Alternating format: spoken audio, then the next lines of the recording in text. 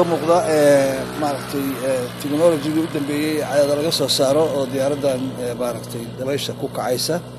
oo injineerku uu isagu rakibay oo injiinka iyo marawaxadda iyo ka samaysan dalladda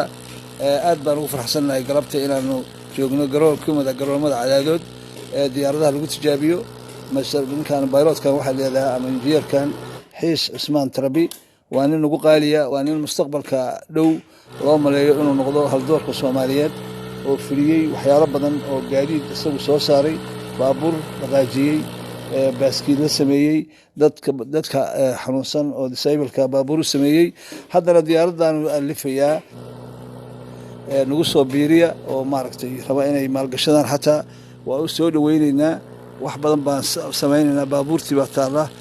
waxa yaala maaragtay diyaaradihii baan diyaar la nahay wixii maaragtay halays maaragtay waxay ku fiican tahay dadku inay wax fikirka isku darsadaan hal qof kaliya wax ma qaban karo marka tala ahaan waxaan siinaynaa Soomaali weyn inaad ku mashquushaan waxaan technology-ga la yiraahdo oo iska deysaan waxaan hadalka aan wadno qof walba oo aqligiisa meeray uu guuleysanaya injineerka waxaan leenahay guuleyso jiro joog baan leenahay anigu fikirkaas baan Soomaali u soo dhigayaa injineer xiis cismaan tarabi guuleysan leenahay